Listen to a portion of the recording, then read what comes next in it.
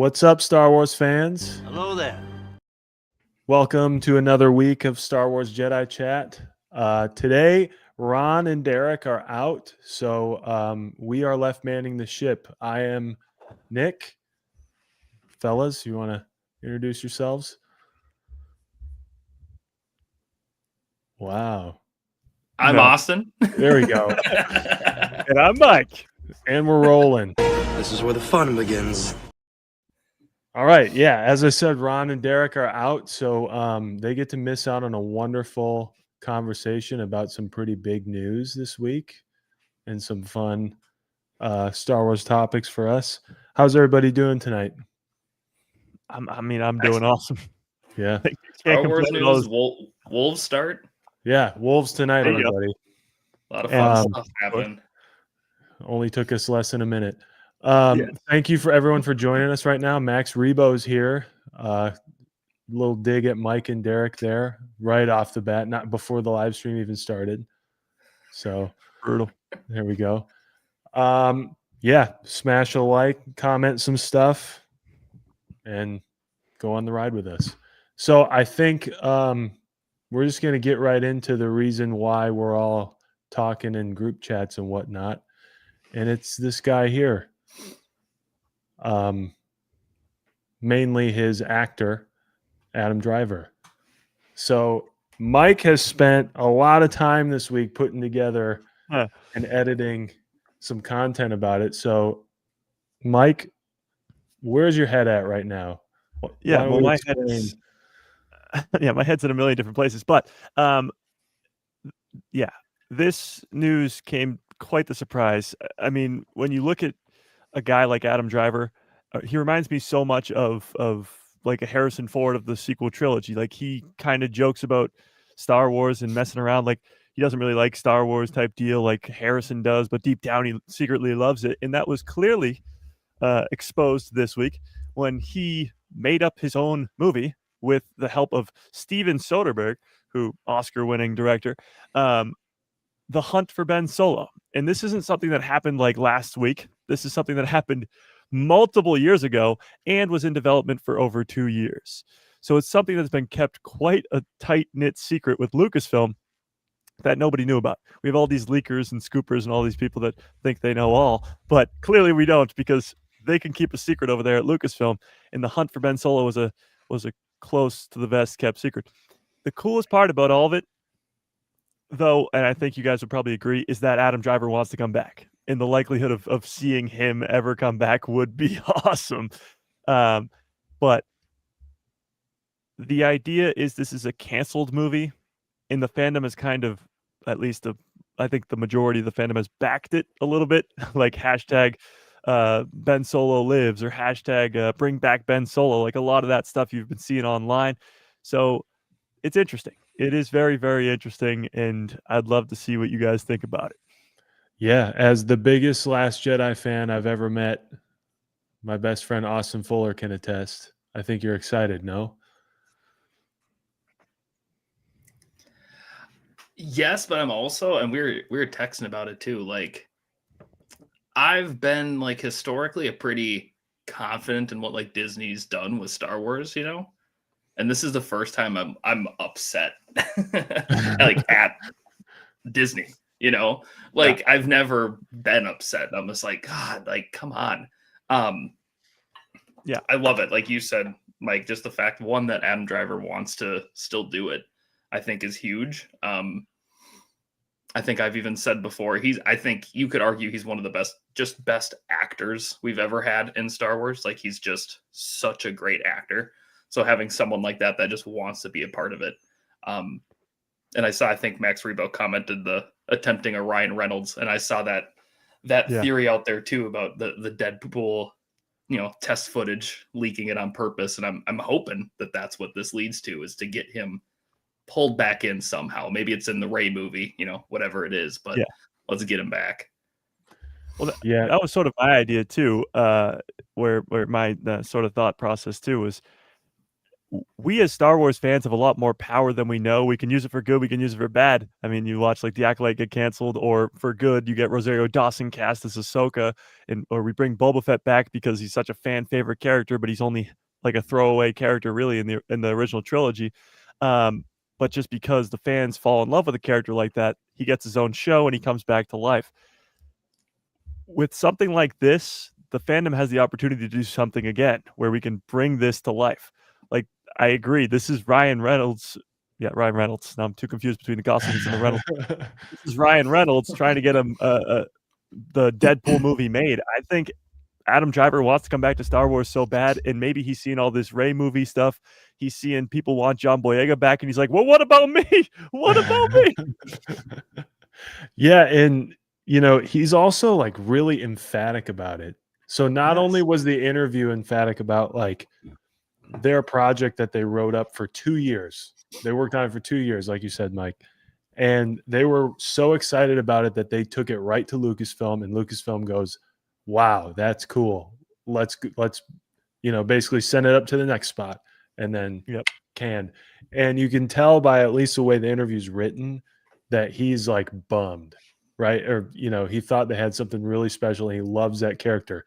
So much so that apparently he made follow-up calls to clarify, like, and here's the thing about Ben Solo. Here's the thing about Kylo Ren. He's not, I resent the fact that he's called petulant by people. And he, like, apparently went off about and was making further calls to like clarify the character of Ben Solo. It's obviously something that means something to him. And I don't know how you can't be psyched about that as a Star Wars fan, whether however you felt about the sequels or not. That's a big deal. And I feel like we're kind of finally in a position after several years of not even having a movie in the theaters of actually concepting that as a reality, Well, and that's the other piece of it that like really excited me, was that because I've also seen people are looking up like Steven Soderbergh's like logging history on Letterboxd on like when he was watching Star Wars movies, and it was like, from like 2022 to 2024, he just kept watching them.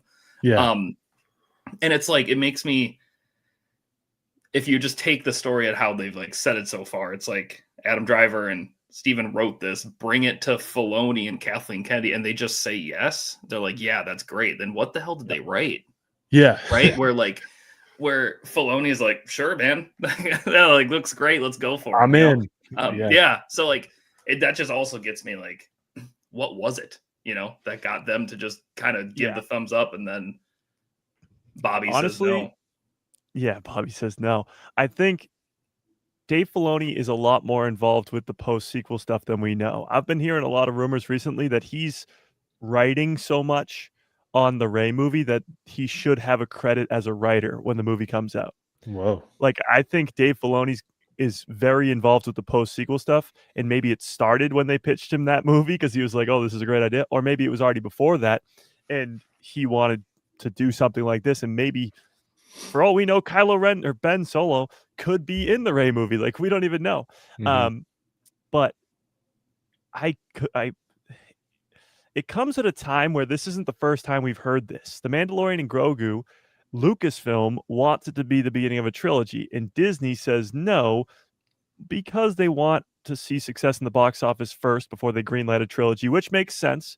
But it's another instance of Lucasfilm wanting something and Disney saying no. So it's a little strange that it happens twice in a month, I guess. Yeah. And we were talking before we went live that, the timing is interesting because Bob Iger's on the way out. Yeah. Big Bobby getting out of there. I can't help but think, like Austin, you said, that NDA had to have ended literally yesterday. Or he just breached the crap out of it.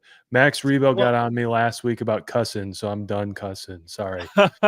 But and that also, because the other thing I saw that makes me wonder about the whole like NDA thing, and you guys probably saw this too, but people were pulling back up the clip from the article of, and I forget her name, the lady who directed Acolyte or wrote Acolyte. Leslie Island. Yeah. And they were like that because like you can hear Kylo Ren's theme song. Yeah. And all she said was, there's a reason that you Yeah, hear it, but I there's a can't reason. tell you. And we never really learned why, in that Nope. season, maybe in canceled season 2. But again, is there something there too? People have, obviously, I think people are just grasping for any evidence, but then, just starts making you think. Yeah. Yeah. I mean, yes and no. Now we have a sort of the Legacy of Vader comics, which are following the Knights of Ren, and you have a new Ren leader, which is Teva Ren. So maybe, I mean, the theory at the time was that Chimere or the Stranger was like the first leader of the Knights of Ren or something, and that was sort of the connection. But there is a very big focus on the Knights of Ren right now in comics, and I mean, the Acolyte was only a year ago, so I mean, maybe it did have something to do with this movie, and not directly, but maybe at some point. The other weird thing too, and honestly, you even see it in the chat today. Nathan said somehow Palpatine returns, no explanation. But Ben, people want this. Like, the idea is not, yes, this is going to be the exact same thing as Palpatine returning, and there's no explanation, because now there is an explanation for Palpatine returning, and it's honestly a pretty good one. But you look at other characters in Star Wars, like Darth Maul, like Boba Fett, like I mentioned a minute ago. These characters who have come back from the dead, people love that. People love these characters. They don't have any issue with them at all. The only reason they had an issue with somehow Palpatine returns was because in 2019 that was the only explanation.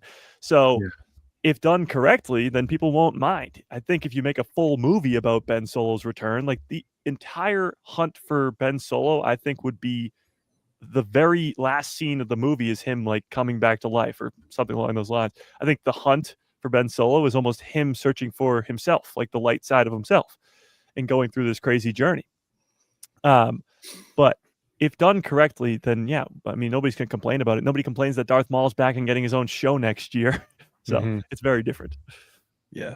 I also think that's probably, like you said, the point of like the jumping off point of why they wanted to make the show, or sorry, the movie.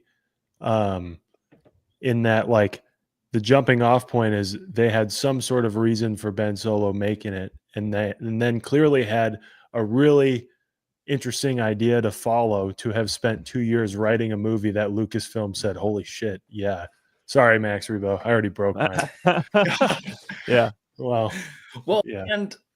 And just even think about that again, like Lucasfilm, like saying, giving any sort of green light, knowing that there's also, I mean, I'm sure whenever this was pitched, the whole Rey movie stuff was in development too, right? They've already been like talking about that. So the fact that whatever they wrote fit into what they were going to do there too, right? Like that's because those would overlap 100% to some extent, right? So it's like the fact that they would write something that Filoni's like, doesn't cause any issues with what we're already doing, or who knows how involved he got too when they were doing it. But just here real quick, shout out everybody who's here.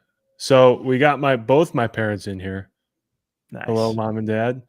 Max Rebo Experience, thanks for joining us as always. Darth Plagueis lives. Jacob is here. Jacob, if you could throw in anything we've missed about the Legacy of Vader or Kylo Ren comics that we're missing that could allude us to what would happen in that movie, hit us up. Nathan Troxel, thanks for joining us. JBoz11. We should also say that your like at names are what are showing up in our chat, not your, what is that called? That's not their screen name, that's their handle. Yeah, like a username, I guess. Yeah. So sorry if I'm botching your names. Little Go T-Wolves in there. Thanks, guys. Yeah. So I don't know. I think, not to steal the thunder, Mike, I think it's going to happen. I think it has more chance of happening after yesterday than it did before yesterday. 100%. Yeah. Again, it's just as give it to the fans for them to make it happen. I wouldn't be surprised if, like, how when back in June/May, when Battlefront 3 was the big thing, like you go into every comment section and all you saw was hashtag Battlefront 3, make Battlefront 3 happen, like all that. I think you'll see something similar to that. Any news about the Rey movie, any news about Starfighter, you're just going to see, we want Hunt for Ben Solo. We want Ben Solo back. Like it's going to be over and over and over again. And obviously it's going to get Lucasfilm's attention. And as we mentioned before the stream, it clearly already has gotten Lucasfilm's attention. They posted on today on their official YouTube account the clip from Rey and Ben Solo versus Palpatine at the end of Rise of Skywalker. They don't just post random clips on their YouTube like that. Like this isn't a normal day thing. That is obviously on purpose. And as Austin said, that clearly whoever's running those social media teams, they're doing a great job. Yeah. My concern, though, and the biggest thing that it's very, very hard to get past is that Ben's body disappears when he dies. And obviously bringing Boba Fett back, he goes into the Sarlacc pit, his body doesn't disappear. Maul gets chopped in half, but his body doesn't disappear. Like, you're talking about somebody just absolutely vanishing. How do you bring that guy back? Yeah, so I got one. If we're going to throw out okay, today's episode really is about headcanon. So I'm going to throw one out there. I don't know how far he had to fall when he got shoved down the hole, right? Ben Solo gets waved down the hole by Palpatine and then climbs back up after everything has gone down. Yep. The only other person to be within speaking distance of a force projection in the history of Star Wars as we know it is Kylo Ren. Could you pass it off as like he's somewhere in the depths of Exegol, like mortally injured, and is like, I'm just going to give it a shot, and kind of projects all of his actions up to Rey, and then is like, you know what, that's all I got in me, and he's gone. So he like takes Luke Skywalker's move from The Last Jedi. Yeah, that would be crazy. That was used to, you know, basically trick him and prey on his, you know, emotion before that. Now he's like, let's see how much I can transfer up this way. And he's able to not only pull off the projection, but pull off the healing while he's up there. And the physical touch and you can also address the, you know, the OP or overpowered part of it by saying like, hey, these two are in a freaking force dyad. We didn't know what that was until 5 minutes ago. And it obviously created life. So, you know, you can pass that off in that way. But I mean, a couple minutes before he passes her a lightsaber without even like going like that. So that I never even thought of that. That's a great theory. I like that. And that's the thing. That's the thing, though, and that's what even makes me so upset if like the reports are true that like what Disney said was like, well, how does he come back? That doesn't make sense. It's like, dude, they just created the Force dyad thing. You could do anything, and it's technically it makes sense because it's all new. You could just say, well, that's how dyads work. Like he's just like it's like, okay, well, that's how it works. Like it's new. It's new. It's like George Lucas being like, you know, there's air and space when I want there to be. When I have something cool I want to put in there, there's, you know, it's how it works. Sorry. Oh, yeah. Oh, midichlorians, by the way. That's how midichlorians, yes, of course. Actually, you know what that made me think of, Nick? Your theory was in Clone Wars, when Ahsoka survives Order 66, and then we see the Tales of the Jedi episode where Anakin teaches her the move to survive Order 66. Mm-hmm. So we see Luke use that force projection move in The Last Jedi. If Kylo uses it or Ben Solo uses it at the end of Rise, what if in this Hunt for Ben Solo movie, or just whenever we get a Luke Skywalker Jedi Temple show, whether it's animated, live action, whatever, whenever we get the backstory for Luke and Ben's training, we actually see Luke and Ben train to do that force projection move together. Which that is would like be crazy. Which kind of like reflects the Kenobi series of like Obi-Wan teaching Anakin all of these things, knowing Anakin hasn't learned yet. And he's like, so I'm going to use them later on because he hasn't figured it out, even when he's freaking Darth Vader. I could also there's another end around that would probably not play as well on screen, but like they already did it anyway. Anything that Kylo Ren experiences or learns in the Force, Rey also does. She just has to like Yeah. access it. Same thing for Rey. Anything that she figures out, so does he, because they kind of split the same being or whatever. So, which is what I got from like, you know, him knowing how to heal was because she figured it out. Or they kind of like, I don't know, stylistically revert to things that happened to them before, where she realizes she knows stuff because it's him who knows stuff, and they're connected by the soul, and you know, that sort of thing. Yeah. And Rey, in that time off between 8 and 9, you know, learned a lot of stuff via the books, via Yeah. the Jedi texts. So, you know, Yeah. um, very, very dear person in my life just asked me via the chat through my mom if Princess Leia is still my crush. I've moved on. Sorry, Chris. I've moved on. Now it's Stinky the Hut. Yeah. No. So my theory is the one that I guess I like the most, and we sort of came up with on the live stream yesterday on my live stream, was World Between Worlds. And I like it because, first of all, his body disappears, and we get this sort of explanation of a similar situation with Ahsoka in the first season of Ahsoka. And it does also dive into Dave Filoni knew this project was going to happen before he made Ahsoka season 1. So he maybe made Ahsoka season 1 to set up this project. So the idea is when Ahsoka falls off the cliff, losing to Baylan Skoll in season 1, her body disappears. Hera, Chopper, Jason, Carson Teva, they're all looking for her, can't find her until she chooses to live, comes back, and then her body's back. So her body disappears, like Kylo's does. She goes to the World Between Worlds, gets one last lesson from her master, from Anakin, and then comes back to life. She gets flashbacks to the Clone Wars, all that stuff. So in the version where it would be about Ben Solo, his body would disappear. He'd go to the World Between Worlds, get one last lesson from his master, Luke Skywalker, Mark Hamill, and we get flashbacks to the Jedi Temple when they're training together when he's a youngling. When he falls to the dark side, gets trained by Snoke. We could get flashbacks to more Snoke. We could get him and the Knights of Ren destroying the Jedi Temple. We could get some stuff from in between movies, in between 7 and 8, in between 8 and 9, and some stuff off screen, like we did with the Clone Wars and Ahsoka and Anakin. And then he chooses to live, just like Ahsoka does, and he comes back. Maybe he comes back right back on Exegol. Whatever happens, I think the World Between Worlds has been put there to be used very, very, very like sparingly. Mm-hmm. But in an instance like this with Ben Solo, it could work very, very well. Give him one last lesson with Luke, even redeem him, because he was evil for like 10 years or close to 10 years. He killed billions of people. Like he's with the Death Star, the Starkiller base. He's killed a lot of people. He was very, very evil in those movies. So to just go, I'm Ben Solo now because my dad said so. Like there needs to be more of a redemption arc there, and this movie could give him that.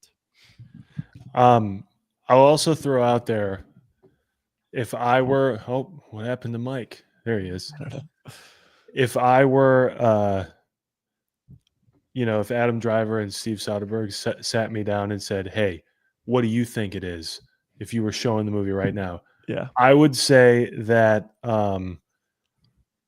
like a cooler sort of premise without bringing him back would be that someone's looking for him because they can feel him, but it's really because he like gave his literal life energy to Rey. And I've always wondered, like, if he does that, like he gives his literally, like, kind of gave his soul to Rey so she could live. Yeah. Does someone who feels the Force like pick him up when they're around her, like, or when they're around each other when they were alive? Do you pick both of them up if you're like attuned to it? I don't know how that works, but Yeah, I don't know either. I think they would have to get weird, like you said. They have to get World Between Worlds territory in order to give a very like in-depth explained answer. However, like the three of us have said many times, I like it when they get weird, and I like it when they're mysterious. I don't think you have to explain it as long as you can kind of visually reconcile him being alive, Yeah, and also in a lot of Kylo Ren's arc is, I'm going to finish what you started, grandfather, that type of stuff. we see so much in the Vader comics and the Vader Immortal game on the VR, him trying to bring Padme back to life. So what if we see sort of a version of that where Rey, because they have this dyad, again, the dyad makes it like anything's possible, but they have this dyad, so she's trying to bring him back to life. I do like the idea of just someone random, though, showing up at Rey's doorstep being like, who are you? And she's like, who are you? Like, you're Yeah. not Ben Solo. She's like, yeah, but what do you mean? Yeah. That'd be kind of cool. Or like some way with if you really want to tie it to Ahsoka, like some way with the Mortis gods or something on Peridia, if there's this crazy power or whatever. But some way where Rey, something that again never has been seen before in Star Wars, but Rey goes on some crazy epic journey to find some hidden power that does have the ability to bring Ben Solo back to life, because she does feel him still inside of her. Weird way to put it, but I will say PG-ish. going back to A New Hope, you see Steven Soderbergh watched all those original trilogy movies time and time and time again. A New Hope, Obi-Wan dies and says, strike me down and I'll become more powerful than you could possibly imagine. And then he goes into Luke's head. He's not a Force ghost yet, or at least we don't see him as a Force ghost yet, but he's in Luke's head, telling him what to do, teaching him all that stuff. So we could see at least that. But again, the Force ghost stuff just gets more progressively more advanced as we go through the movies. Like Luke is grabbing a lightsaber in Rise, Yoda's striking lightning in Last Jedi. So we really don't know what the full extent of a Force ghost could be. And we are hearing rumors for Ahsoka season 2 that Anakin is fighting Bale and Skull as a Force ghost. We don't know. So the limitations of a Force ghost could be exceeded and maybe even come back into a physical realm. But again, there's so many options here. It's like, which one are they choosing, or which path are they going down to bring him back? It does. I think just like everything we're saying there's so many options, and with Adam Driver wanting to be involved so much, whatever the Rey movies are that's coming up, like he's Ben Solo's coming back. I think it's just a matter of when and how and to what extent, right? Yeah. Is it going to be where he's just, like you said, Nick, he's just kind of like a Force ghost that's attached to Rey now and kind of hangs out with it, with like that, or do they actually bring him back somehow? I think that's going to be the question more so, is to what extent, not if.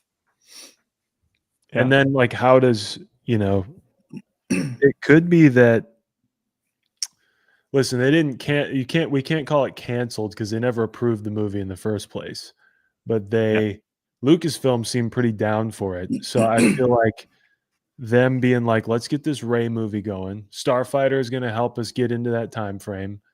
Bobby I is out of here. And once we kind of get something together for the Rey movie, let's see if we can't put these together or, figure out an ecosystem for them to work. Well, and the other thing, I just thought of this too, that makes me really, again, super curious about the movie is, and I could be making this up, so correct me if you guys saw something different, but I saw something that was talking about how the budget was going to be super small for the movie too. Yeah. Like it was not going to be some like huge block, but which like, again, like what is that then? Like, is it more just like you were talking, Mike, like World Between Worlds kind of stuff? Like it's a little more centralized. It's not as crazy. But then it makes you like, why, if you're Disney, a low budget Star Wars movie starring Adam Driver, like that seems like a home run.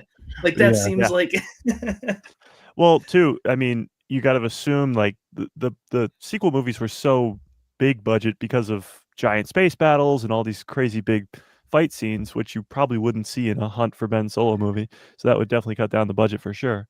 But yeah, I mean, it is very strange to say no to less budget, Adam Driver coming back, Star Wars, and like, I mean, arguably Kylo Ren, I feel like for most people was their favorite character in the sequels. Like that's not something crazy to say.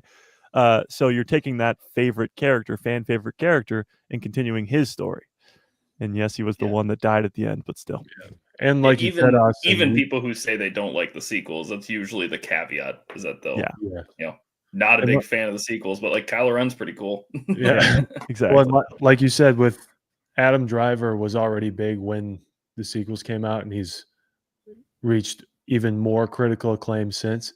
If you Yeah. get him as your principal actor for not that much money, low budget film, you're gonna. I mean, I don't know why they wouldn't approve that, even if it wasn't that good. And it was Put it on apparently Disney good. Plus. Yeah, but Yeah. Oh, and going back to what Austin said about how the Rey movie will likely probably have a connection to this, and Ben Solo could actually even be in the Rey movie specifically. I brought this up before the stream, but Sharmino Obaid-Chinoy, who's the director of the Rey movie, posted on her Instagram story today, just like Lucasfilm or Star Wars posted on their YouTube today. She posted on her Instagram story today the quote, "If light is in your heart, you will find your way home." You know, just randomly, after this news just drops about the Ben Solo canceled stuff. If light is in your heart, Ben Solo, just turn to the light side, then you can find your way home. He's lost. He's gonna have to find his way home.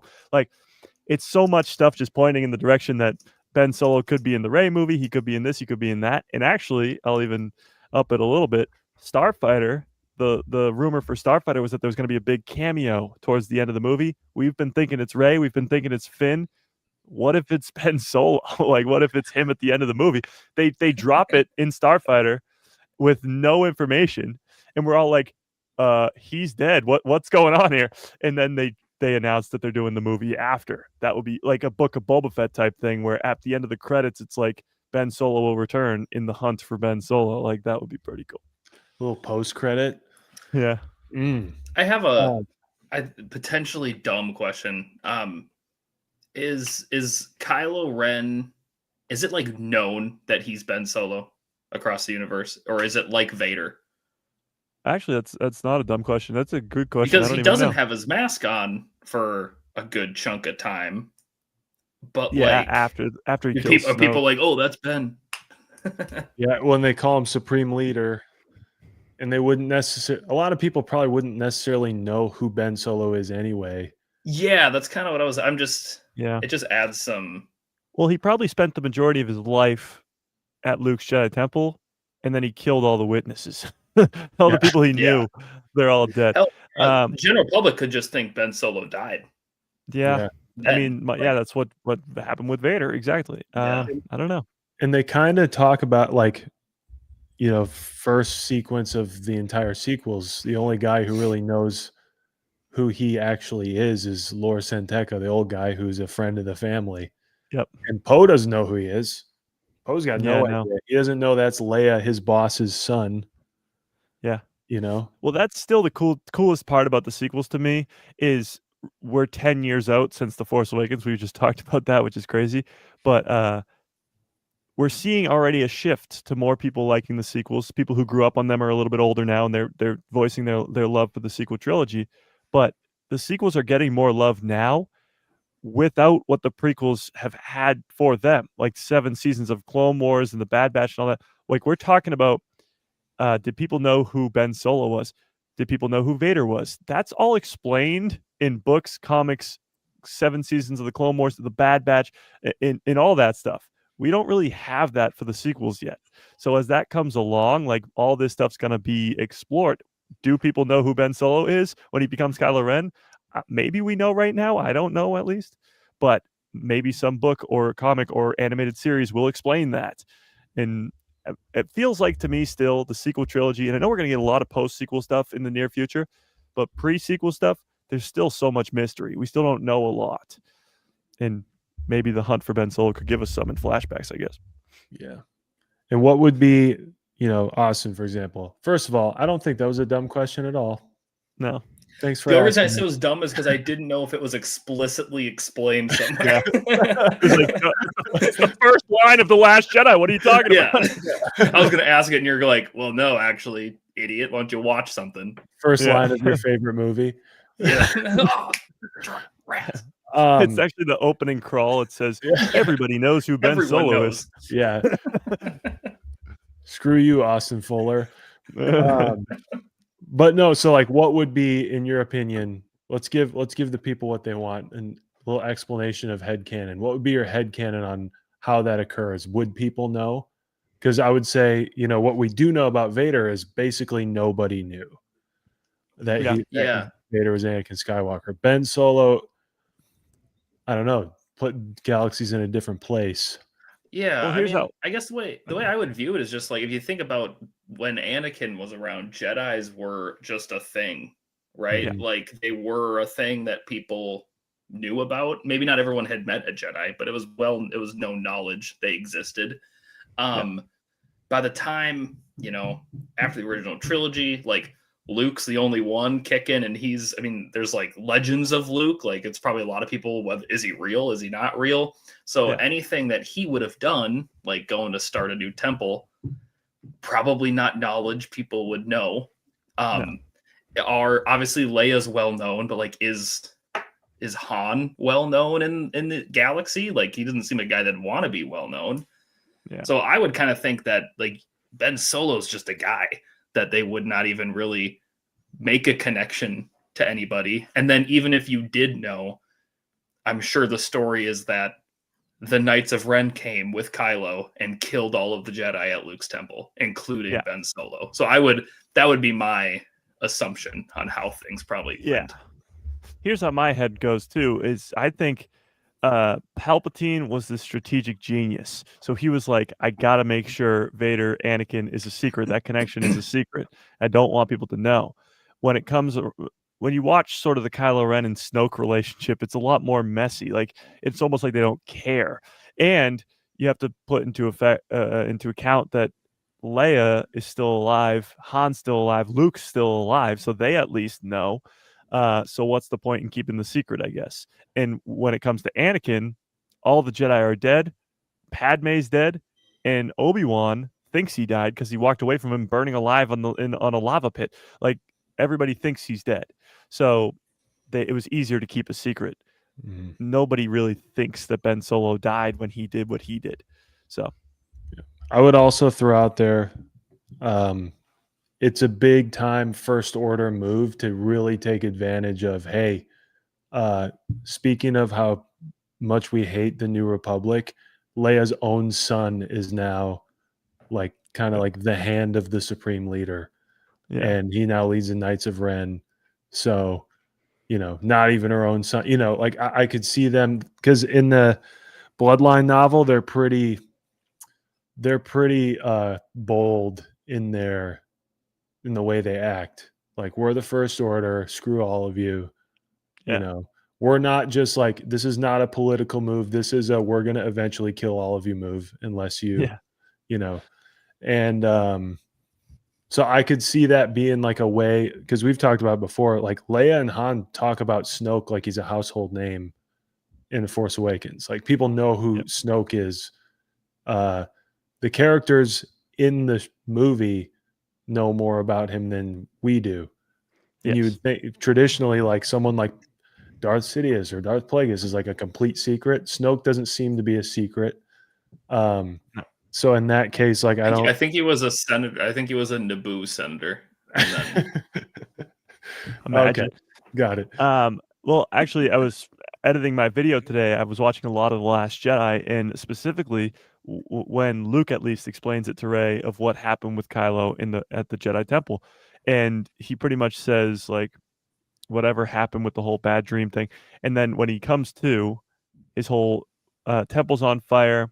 And it's just him and R2, and you see all these dead bodies. By the way, a lot of dead bodies. Like Luke's temple was enormous. And he says something along the lines of, Leia blamed Snoke, but I knew it was my fault, or something like that. Or I took the blame, or whatever it was. So like, they're even talking about Snoke like then. Like Leia, when Ben Solo does that and leaves, they all already know who Snoke is. And that's like 6 years before the Force Awakens. So yeah, Snoke is a household name for sure at that time. Yeah. And I could see that being like, against their sorry, Chewie just had to leave the room for a second. I think he was appalled. He was tired of us. No, I think like that would be a move for sure to like ruffle some feathers to say, hey, the Jedi are now gone and Luke Skywalker's on the run, and we got Leia's kid and he's leading the charge. But they also are kind of bold in the other direction where, like, I don't think they care to do any of that anymore. They declare they're the First Order and that they got weapons and we're out. See you later on the battlefield. And I wonder, Jacob, I'm sorry, I know you put some stuff in here about comics, but I wonder what the timeline is between Ben Solo leaving the temple and meeting the Knights of Ren are, and when does he adopt a different name? Oh, and I not to just completely throw that off, but you mentioned this, Nick, last week or 2 weeks ago. The other thing was, in The Last Jedi, when he leaves, when Kylo leaves, he said he took other students with him. He does say that. Yeah, that's 100%. He does say that. Yeah, he does say that. That's what I always thought. Yeah. He says like a handful of students, or I forget how he phrases it, but yeah. So who were those kids, and what happens with when does he meet the Knights of Ren? Exactly. All those questions, they need to be answered. Which indicates to me that they purposefully, because I think at that time we all kind of assumed that's what comprises the Knights of Ren. Like when that came out, we were first of all wondering who they were from The Force Awakens. Didn't see them at all in The Last Jedi. And I think at least I assumed that at least was some of them. Yeah. And it's not. They've gone out of their way to make it not any of them. So that seems to be on purpose. Not sure. Yeah. But yeah. When you think about like Order 66, how many Jedi survived that? Obviously, there was a lot more Jedi at the time, but how many now we have, like Ahsoka, like Baylan Skoll, like Cal Kestis, like all these great characters. There's got to be a few of those that survived Luke's Jedi Temple. Like as we go into the post-sequel world, you look at people like Amy Adams' character, who's supposed to be a Jedi, like maybe she's a survivor of Luke's Jedi Temple, even if she's not Mara Jade, or like other Force users that could have survived those events that could still be alive at this point. Like right when you said that name, this popped into the chat. Hey, I said even if she's not Mara Jade today, I said even if she's not. But yes, 42 minutes in, we did pretty good. I know, yeah, it was a new record. Clock it, write it down. Still, to that point, though, without the Clone Wars, you don't know who Ahsoka is. Without Ahsoka Season 1, you don't know who Baylan is. Without the Jedi games, you don't know who Cal Kestis is. There's so much opportunity to introduce brand new characters like them who survived Luke's Jedi Temple stuff. And were trained by Luke Skywalker. Like, that's cool. Like, those Jedi were trained by certain masters, obviously Ahsoka, Anakin, but Baylan Skoll, we don't know. We know Cal's, but like they weren't all trained by Yoda, or they weren't all trained by Obi-Wan or something like that. These people were all trained by Luke. So it'd be cool to see some of those people survive. Yeah. And I would think that would make for an interesting landscape in a post-sequel world. Yeah. We've talked about before. If a handful of them left, then that could mean, like you said, others escaped. So like some helped him, presumably, and some probably ran away, and a lot of them died. And I also don't think it was like Luke and then 100 kids. I think there were people there who also had the role to instruct with him.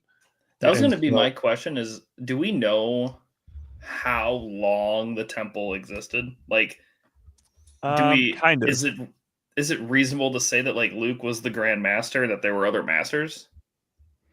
Well, yeah, I mean, yes, because Luke's first student is Ben Solo. That's something that's made very, very clear.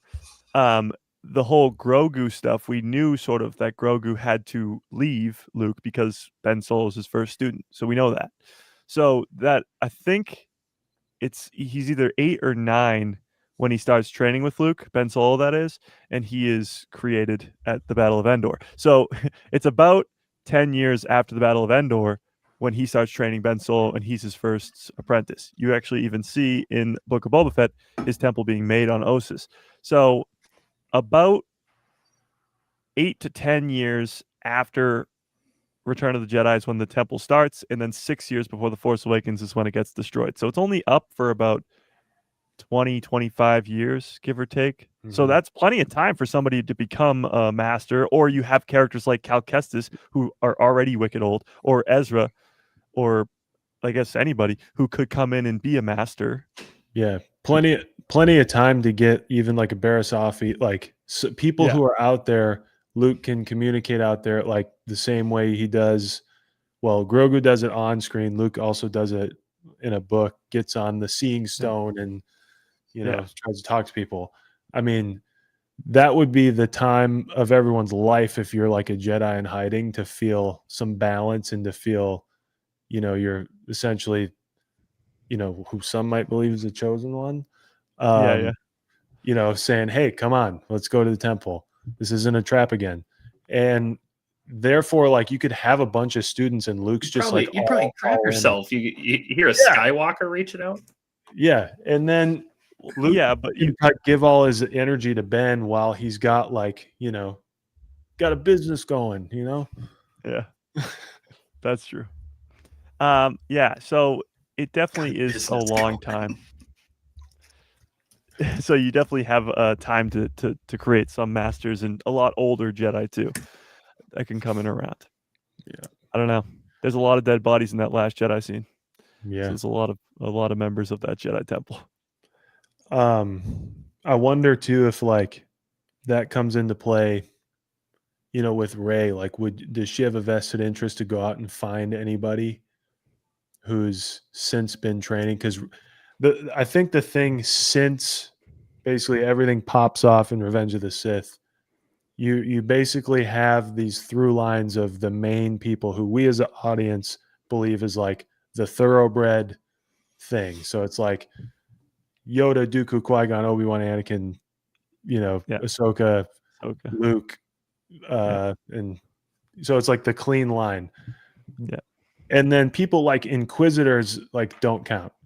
You know what I mean? Yeah. Like you kind of did this other thing. You had the same abilities, but like you did this other thing. It's not like a clean thing. So would there be like people who got away who eventually have been like teaching the thing and say, I actually reject your way, or I actually reject your way, even though they're all Jedi? Yeah. That could be. Yeah, I like, mean, raise you conflict. see like loyalists, even like separatist loyalists in the Mandalorian. So you could see maybe some people who are loyal to the way that the Jedi were during the time of the Republic, which is very different from what they are when Luke does his temple, or maybe when Rey does her temple too. So yeah, I'd love to see like battling Jedi branches.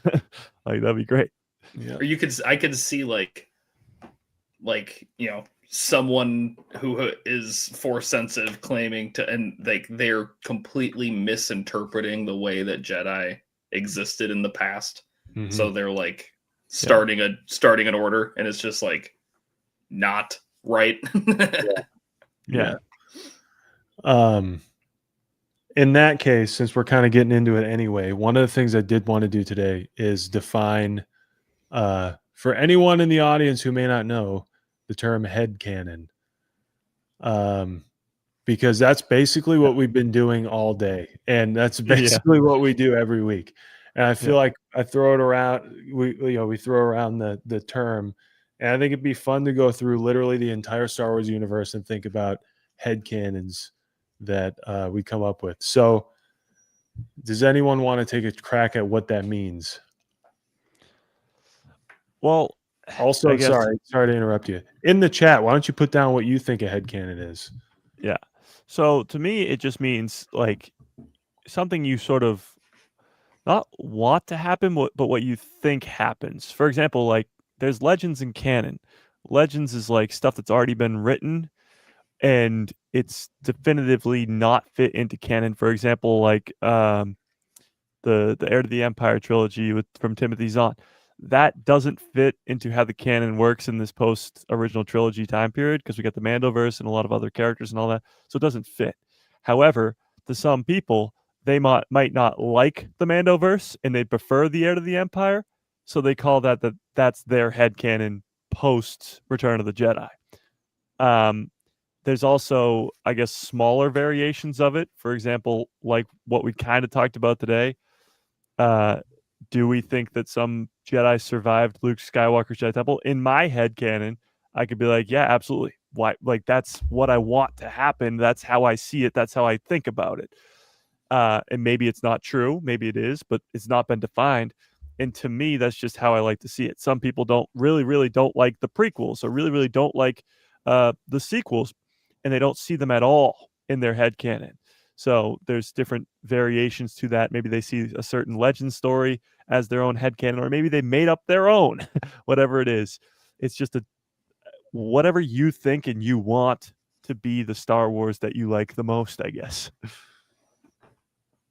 I like how Max Rebo said there. Yeah, I like that. I like too. that approach of it too. Like, I think you're completely on the spot, Mike. The way I view it is almost more like, I think of your example of like a book that's Legends, like Darth Plagueis, that novel to me.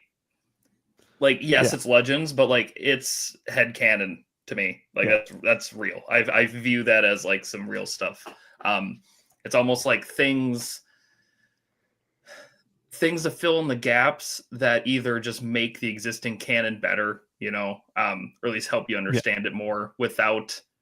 And again, this is, I think, where it probably differs for some people, because I like all of the canon that exists. I try to not contradict existing canon, right? Like, my head canon fills in the gaps to make existing canon better. Yeah. Hell yeah.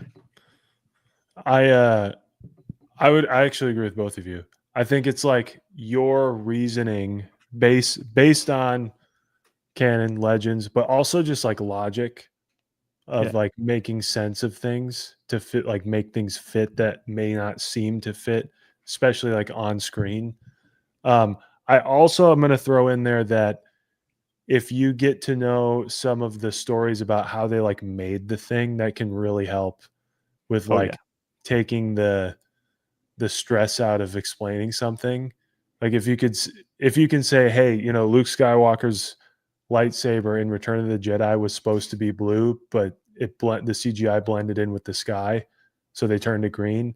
That takes the pressure off of like, why is it green? Then you can kind of like fill in the gaps with some headcanon. Oh, you got this and that, whatever. But I think it takes these fun ideas, and I'm going to pose one to you that I've posed to Ron before, and I wore this shirt for a reason, to show people an exercise in headcanon, because I also want to know everyone else's, and it's the third time on the podcast I've asked it. But there's an example in Attack of the Clones where Obi-Wan is imprisoned by Count Dooku, and Count Dooku literally tells him the plot of the entire Star Wars trilogy. Yeah. And there's really no explicitly stated reason in anywhere as to why he did that and like what his actual intentions were. There's a lot of like build your own headcanon around that. Yeah. And so this is like a perfect opportunity to explain like what a headcanon is, and like what do I see that it's both your interpretation, but it's also piecing together what's there and figuring out, how to fill that gap. So I give you guys the floor. What do you think? Honestly, the way I see one? Yeah. The way I see that one, honestly, is master and apprentice type stuff with the Sith. Now, I don't think that Dooku is as evil as most, but you see it with Maul in Clone Wars Season 7, tries to get Ahsoka to join him to take down Palpatine. You see Vader do it with Luke to try and get Luke to join him to take down Palpatine.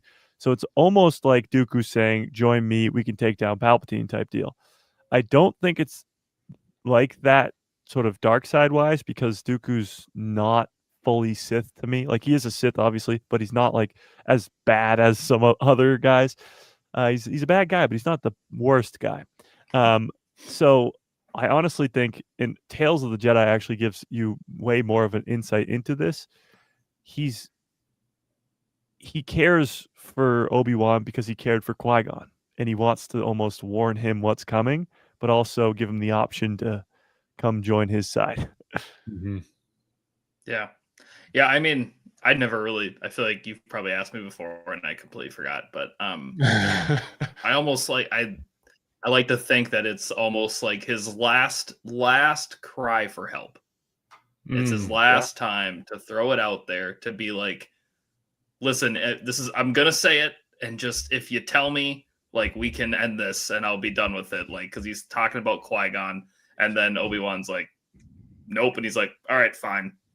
I'm going full Sith then. Like, that was my last chance. Like, I gave you one chance to do it. Mm-hmm. That is interesting though. Like, that's an interesting, like, it's a weird thing, a small little bit of dialogue that has a lot of. Yeah, it's a weird thing considering how much is over-explained that there isn't. Yeah. You know? I told that was like the first time I ever came on with Ron. I asked him about that, and I don't know what compelled me to.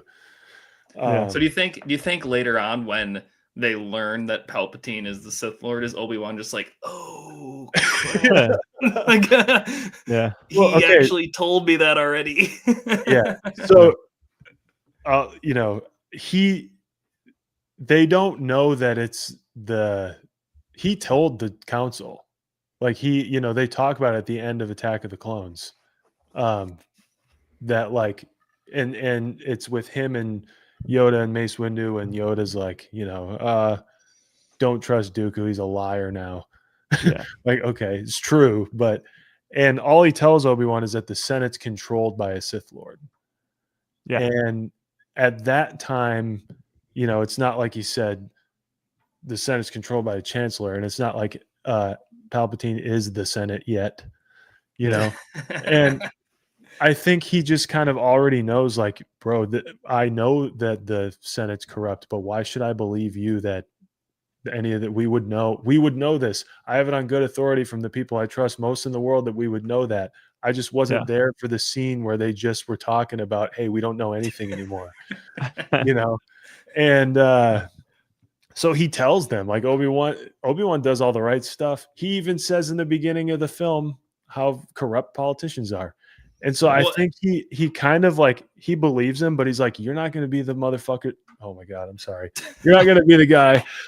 You're not going to be the guy who tells me this when I just spied on you, basically, like, forming an army against the Republic, saying they're going to overwhelm the Jedi, taking personal responsibility for assassinating Padme, who I'm trying to investigate is trying to kill her. Turns out it's you. Thanks. You pull Qui-Gon's name on me like I'm going to bite. Why do I have any reason to believe anything you say? And there's also, and if that were true, and you're in league with him, or you, like, knew all this, why didn't you go to the Jedi, go to the Republic, and snuff it out yourself, you big fat hero? Like, you decided to form this little league over here and tiptoe around instead. Like, why should I believe you? So you've thought about this before? Never. There's also, if you're Obi-Wan, there's also no reason to believe when he says the Senate's, being controlled by a Sith Lord. Like, Sith Lord could be just having influence over Palpatine, right? From your, like, it's not like that he is the Sith Lord. Like, it's not. I feel like that's not where your mind would go. Yeah, your mind would go. He also tells him, like, the Trade Federation was betrayed by him. And it's like, I don't know where that puts him. Yeah, the Trade Federation is the source of corruption in the Senate, but they're not there anymore. Like, where does this? I don't know. Anyway, I feel like that's an example. We just made a bunch of inferences that never happened on the screen that kind of make sense of something. Yeah. So you all just heard mine. What's your favorite source of headcanon in Star Wars that you can think of? I'd love to hear it in the chat. All right. Well, I got two because I do have to get on out of here a little bit early today. Okay. So my first one is a small one, but it actually has to do with that green lightsaber in Return of the Jedi. And that is that the Kyber crystal from the lightsaber is the Kyber crystal from Qui-Gon Jinn's lightsaber. It's a pretty popular, actually, fan theory. And it's sort of that Luke goes back to Obi-Wan's house on Tatooine, and he finds the Kyber crystal that Obi-Wan had in his house of Qui-Gon's green Kyber crystal that he kept. And he uses it for the lightsaber and makes it green. Now, the flaws in that, of course, is, well, the prequels didn't exist at the time. Also, I don't think we see him grab his lightsaber on in the Phantom Menace when he dies. I don't think that happens. He cut him all in half with it. Oh yeah, because he loses his own lightsaber. Yes, Yeah. you are right. But there's no indication that, I mean, when we see Obi-Wan in the Kenobi series, he buries his own lightsaber in the middle of the desert. Like, he doesn't really have many belongings. Mhm. So I don't know if he would keep a kyber crystal of his master. So there's a lot of plot holes in that theory, but I really do like it a lot. Just thinking that Luke's lightsaber has the kyber crystal that powered Qui-Gon's, and just the idea of that is cool. The other one, which is a little bit more controversial, and we've gone an hour and 3 seconds without mentioning it, the Acolyte. So the Acolyte, of course, introduced the idea of the Virgins. Sorry, it didn't introduce the idea of the Virgins, but it did the idea of the Virgins with creating life. Now, when Qui-Gon first brings the idea of Anakin, or at least before he brings Anakin specifically to the council, but he tells the council that he found Anakin.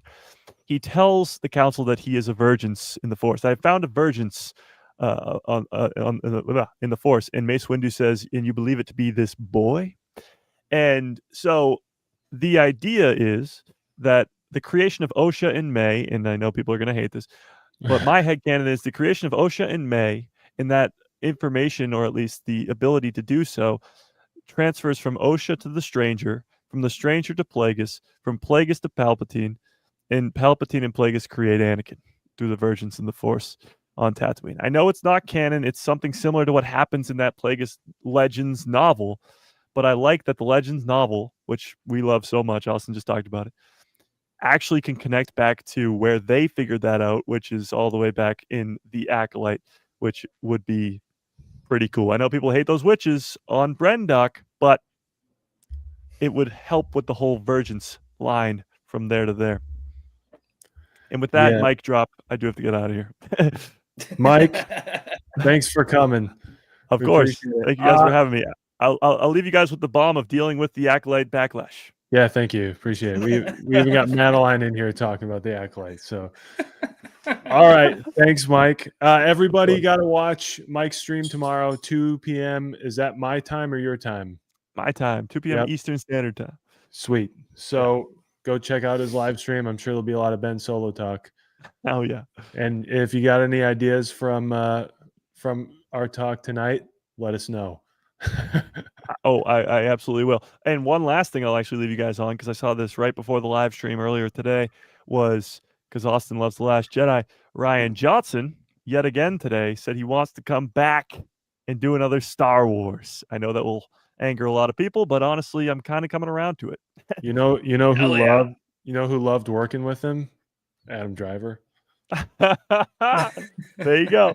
All right. See you guys. All right. See you, Mike. Hey, Mike. That'd be huge. And then there were two. His first headcanon about the kyber crystal. Is there any canon material about him? Because isn't there like a comic where he like makes his green lightsaber or something? But is there anything about? So I don't feel know. like I can picture I can picture him making the lightsaber. I feel like I saw it in something. There's a deleted scene in Return of the Jedi of him basically finishing it up before he walks into Jabba's palace. Just right before it hadn't tested it at all. He's like fidgeting a screwdriver. Yeah, there we go, Max Rebo. And it like kind of makes a noise, and I think, does he give it to R2, Max Rebo experience? But then I don't know if there's any other stuff. Jacob would be the one to ask if there's anything about that. I mean, to Mike's point, it could be Yoda's kyber crystal. No, it couldn't, because that's post. Never mind, because he has Yoda's lightsaber post Return of the Jedi. But yeah, it does. Yeah, I like that one though. I like the Qui-Gon one though. That's not bad. Max Rebo, do you have any headcanons you feel need to get shared with the world? What about you, Austin? Well, one that I feel like that is never. I still think Last Jedi, the 3 different versions of what happened at Luke's temple. It's like Kylo gives his version, Luke gives his version, and then it's like, no, here's what actually happened. I still think that there's more to it. I don't know what it is, but I feel like none of those versions are 100% true. Yeah. Which I don't even know. That might not. That's just a little more. I think a lot of people kind of expect that, but they kind of present it as that third one when Luke finally says, he's like, no, here's like kind of what actually happened. Mm-hmm. But I think there's more to it. Yeah, it's like almost that's just the truest form of the story. Like as true as you could get, but you're still lying a little bit. Yeah. Like he's not telling the whole story, I don't think. Yeah. I'll throw one since we're on The Last Jedi so much. I have a headcanon about the opening sequence that people tore apart, but I feel like tearing apart like the physics of Star Wars is just a waste of time. But it's the bomber scene. Yeah. It just seems like, because even if we want to talk physics, like there's no such thing as orientation in space. So I don't know where you're getting like dropping them from, but they click them on and they start shaking. And then once they like hit the gate, they like shoot out. So my headcanon was always like, I don't know, magnet bombs. I don't know. Yeah. And they have to like park it wherever they're on like they a want little wheel system and they're like pushing them down. Yeah, I don't know. Like, but like that's like a minor thing. Like I can make sense of this and move on. What I can't make sense of, though, here's what I will say. I don't have a headcanon for Mary Poppins Leia or the flying nun Leia. I don't have one. That's the only thing that takes me out of that. But Yeah, and I mean, as a Last Jedi lover, agreed. Yeah, I'm not a huge fan. I also feel like, though, like they did themselves a disservice because it just didn't look right. Yeah. Like you could have just made it look better. And like you could have said like, oh, like she was using the Force and like pulling the object to her and like it ended up, you could find something. Yeah. But it just looked way too goofy. I'll throw in there that it also covers up and takes you out of the movie after a very important scene that no one talks about anymore because of that scene. Yeah. Kylo Ren goes through and single-handedly cripples the ship in his TIE fighter, has a chance to fire on the bridge, doesn't do it. The guys next to him do it anyway. And for all he knows, it kills his mom. Like that's a big part of the movie. And then that happens, and you kind of forget that happened, because Leia's floating around. Here we go. We got some participation. I actually like this one. Max Rebo's with us every night, and I feel like we've tried to make sense of why the Mandalorians are not in the sequel trilogy, and this would be kind of cool. Like, I think we'll see more of Mandalorians and Grogu working through the Mando and Grogu movie and whatever comes from that. I can't imagine they get rid of the Mandalorians completely before the sequel trilogy. So there must be some kind of reason, or maybe they just decide they're going to fight their own battles and, well, you'd think if you're the First Order, there's only a few ways it can go. Either one, the Mandalorians scare you, so you destroy them immediately. Like the Empire did.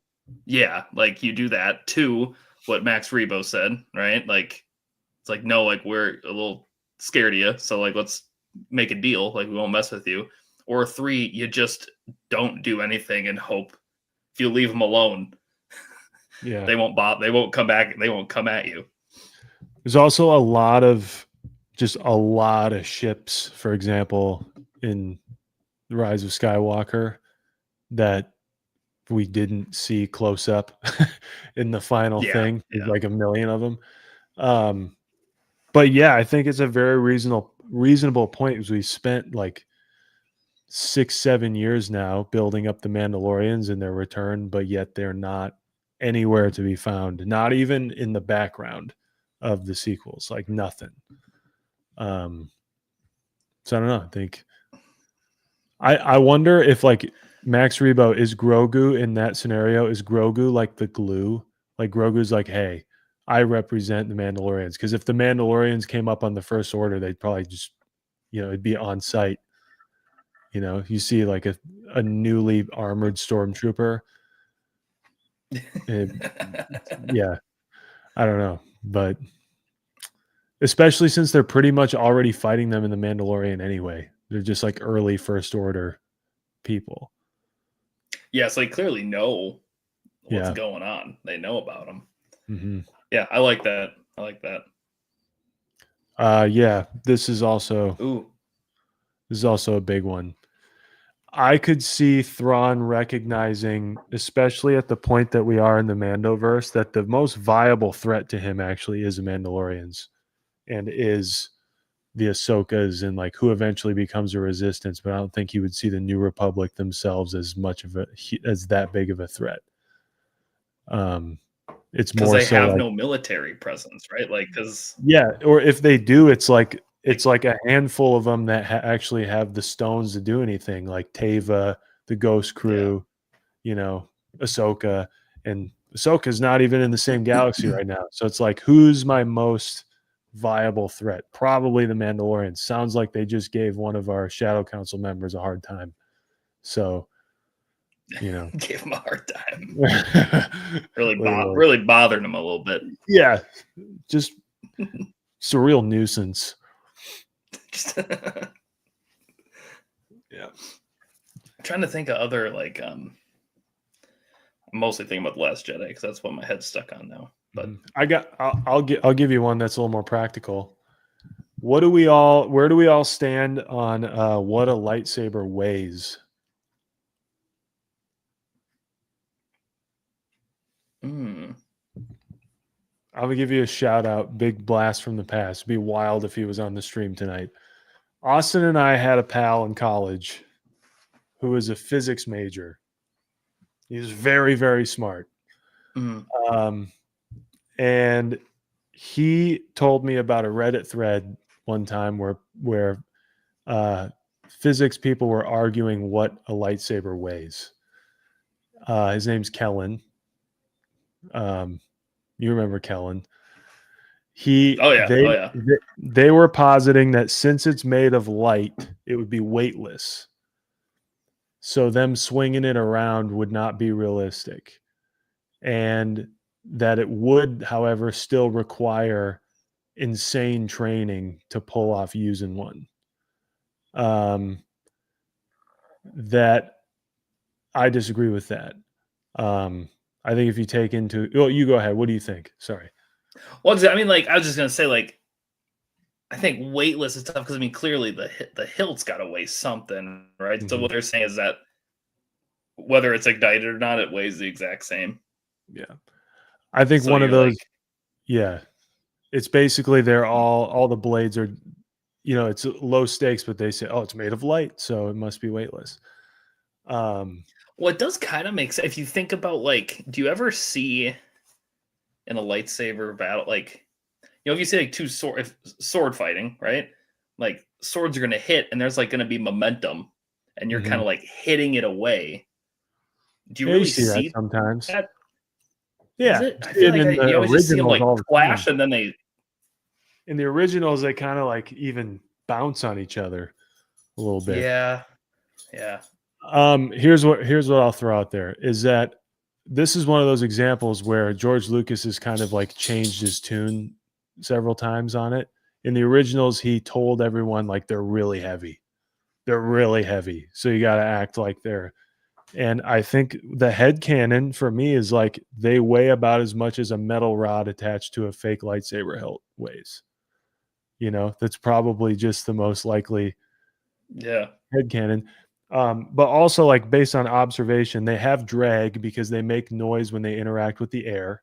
So when they swing them and they interact with the air, it makes noise.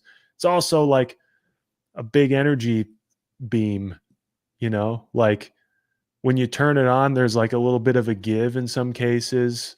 I'm sure it's like kind of like a gyroscope where like it weighs more than the sum of its parts actually weigh, because it's like, I don't know, really unstable. but they also seem to interact, like they stick together sometimes, or like you said, or it takes a little bit of heft to put it through a door or whatever. So it probably weighs whatever it wants to weigh. Yeah, and I agree with Max Revo. They're not just like a beam. It's not like a flashlight. They're like made of something. And I think the energy of it actually gives it weight, or it gives it resistance to the user. And they touch on it in the Aftermath novels that like someone comes across one and they turn it on and they're like, man, this thing is freaking out of control, and I'm just hanging on to it. Yeah.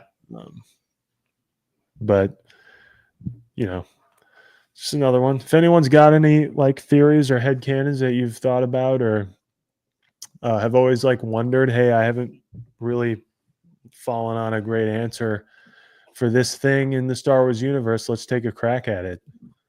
And then here we go. Sorry if I get this wrong. Lobo Sam Hain. It might be kind of deal with the lightsaber. You got to be kind of in tune with it. Yeah, the Darksaber has like its own thing. Like the user's emotions play into how heavy it is, which is a really cool touch. I wish they would have gotten into that a little more. Yeah. Do they ever like dive into why it's like that, or like really what the Darksaber is? Do they really? I don't know. They do a bunch of that in Rebels for like an episode or two with Sabine, but I don't think they talk about like, other than that Book of Boba Fett episode where they kind of show it that it's obviously getting heavier and heavier, and she tells him like, relax. And that's the end of it. Chill out. Yeah. It's like an anti-kyber crystal or something. Yeah. Yeah, maybe that's the headcanon, is like it produces a different type of blade, so it's like the inverse of it or something. Yeah. Who knows? But I feel like it's what we do all the time anyway, headcanon, is we like interpret it in ways that jump us off somewhere else. We do it on the stream all the time because we're trying to figure out what the heck's going to happen and whatever comes out next. And then it turns into speculation. But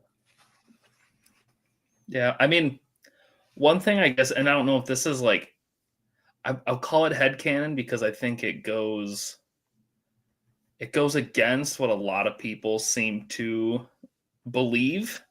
And again, it's about Last Jedi.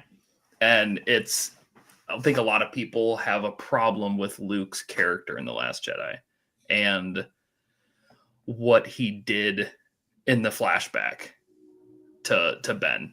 Mm-hmm. And I think, let's call it headcanon, is that it is completely reasonable and within his character to do what he did. I think if you look at which part, like the pulling the lightsaber out on him, mm-hmm. type of thing, during the flashback, like I think if you look at, this is where I think it gets difficult, is because I also don't know Luke outside of canon stuff, right? And if you look at the original trilogy, what has he been in canon wise, other than the original trilogy and then The Last Jedi? You mean like current canon? Yeah, like what do we know about like him? Shadows of the Sith and a lot of comics? Yeah, if I look at his character arc in the original trilogy, like A New Hope, it's kind of whiny, right? He's just an emotional guy, becomes the hero. Empire Strikes Back, doesn't listen, right? Goes off, tries to fight, whatever. He's a little whiny in that one too. Little whiny. Return of the Jedi, like the whole concept of the movie is that he's wearing black the whole time because George Lucas was trying to represent that. Is he going to go evil? Is he going to go to the dark side or not? Right. So like, that's the whole concept of that movie. Almost kills his dad. Mm-hmm. Right. Like very close to killing him, then decides like, nope, I'm not going to do it. after beating him, right? Yeah. Like it's not like he pulled his and then decided no. It's like he was hitting him hard and then decided not to. So it's like if you look at those 3 movies and then he gets Ben and tries to do all this, like everything that he's ever loved, like Ben's going to try to take it from him. Everything he tried to build, and for a split second, he turns on his lightsaber to think like, dude, I could save it right now. I could save everybody. Mhm. I just think it's like totally in character from what we know about Luke. Yeah, I also think he's his father's son, so there's that. Yeah, like they're emotional, right? Like they, and even though they are not supposed to, they love their family. Yeah. They love everybody, right? So it's like if he sits there and goes like, dude, if Han's dead, Leia's gonna die, all these kids are gonna die if I don't stop this. Yeah. Like to think about it for a split second, I think is more than reasonable to expect out of him. Yeah. I would also throw in there that he did a couple of weird things in the hut. Like, first off, the like non-consensual mind reading of Ben Solo while he's sleeping kind of seems weird now. It's a little Now that you say that, sketchy. I It's a didn't little think weird. about that. Just like doing the thing that Kylo Ren eventually does, and like basically prying open the darkest, twisted parts of like little Ben's mind is a Yeah. little sus. Yeah. And like, of course that would freak him out, but then I think, he flips on the lightsaber in a physical reaction to whatever emotion he's having, which is like, no, I'm not, I don't want that. And then obviously everything else transpires. I think it's more so within his character to have that happen and then to feel so bad about it that his next decision is really even more irrational. Yeah. Yeah. Um, And I think that's because I was just gonna say, like, again, I love The Last Jedi.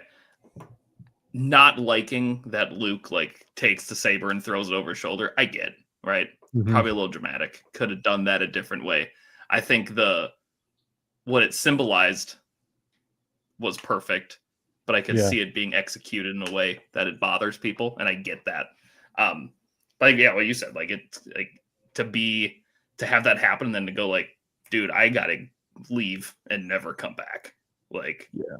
all the Jedi have done is, from his perspective, what he's seen the Jedi Order get absolutely decimated because of his dad, Mhm. right? Like, well, not just his dad, but his dad was a big part of it. And now his own order is gone.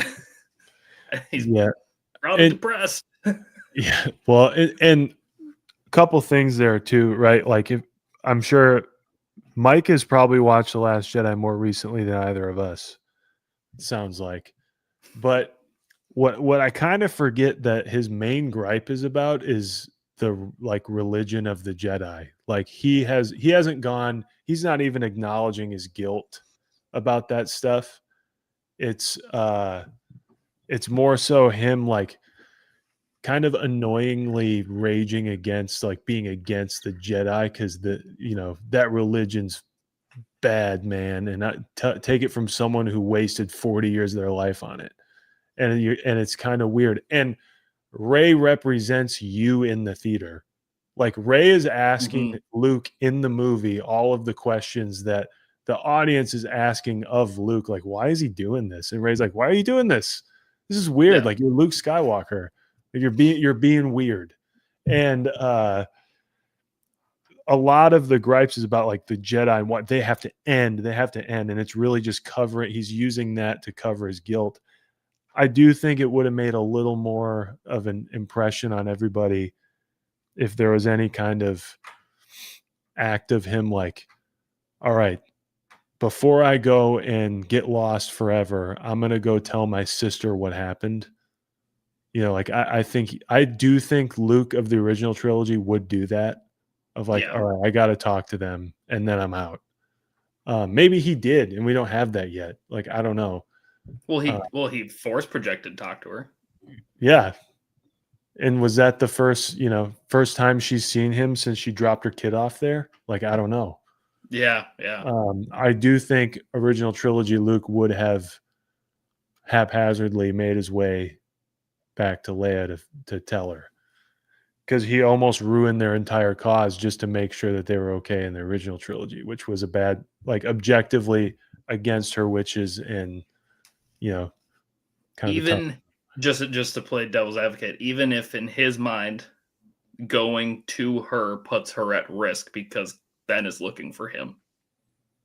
Yeah, but if Ben was looking for him, he would have killed him at the temple. Because Luke comes out of it and Ben's gone. Yeah, that's why I want to know what That's what I'm happened saying, there, like, right? Because you have to in that time. you have like, to assume that he thought he did kill him, maybe. Yeah, and Right? like in that time between is what I'm talking about. Like, still assume Luke goes to Octu and says, "I'm done." Like, I would think that the Luke from the original trilogy, even though I agree with you that he doesn't exactly have like King Jedi vibes at all in the original trilogy, he definitely, in my opinion, would go back and be like, "Hey, Leia, this thing just happened. I don't know where he is." And then the guilt that would come from her reaction to that would maybe crush him. Well, yeah, well, and I wonder if just again, I wonder if that did happen. Yeah. Just because he does tell Rey, like you were talking about earlier, like Leia blames Snoke. Mm-hmm. I like so. Oh, he's so clearly, yeah. I mean, like there's been some sort of like interaction there, like but he's turned off from the Force, so it probably wasn't it. Yeah, I don't know. And To answer to ask R2 had the piece of the map, right? Yeah. So like he had to have come back and and R2's with them. Yeah. So something would have happened. Yeah, just headcanon. Yeah, there you go.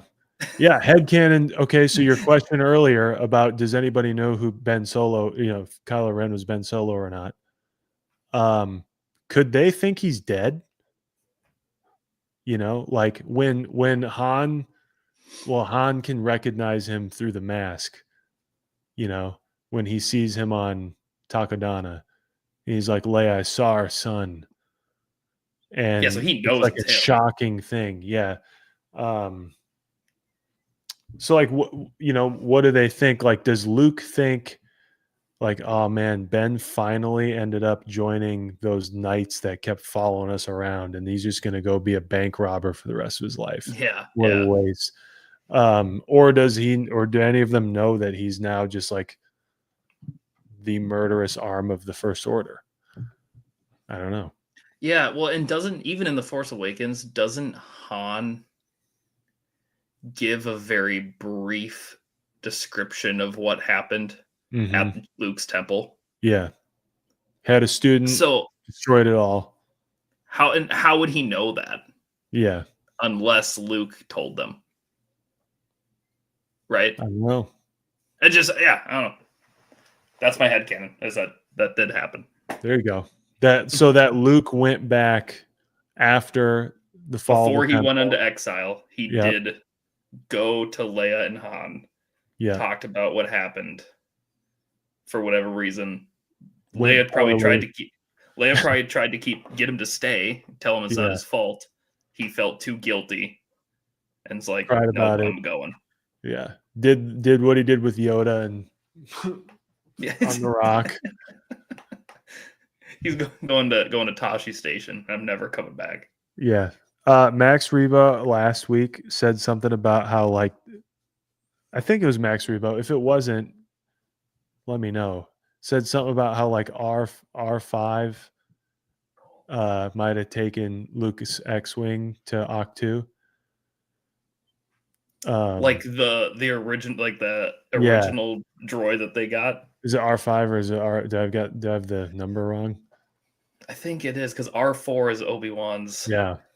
Anyway, so like R5, there's only like 10 of them in existence. I'm just kidding, but R1 through 10, and that's it. Yeah. So he definitely left R2 back. He wasn't that guilty that he burned the evidence. he left R2 with the map for them. R5D4. There you go. Thank you, Lobo Sam Hain. Yeah, again, sorry guys. It's your username like handles, not your screen names that are coming up. Or do I have that backwards in terminology? I think you got it. Yeah. So it wasn't like he dipped without like some kind of a conscious like this is wrong because I'm leaving R2 behind with the biggest clue.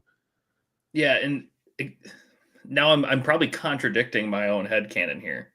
Okay. Because in The Force Awakens, doesn't Han say, the rumor is that he went to go find the first Jedi temple. Mm-hmm. It's like he doesn't even know.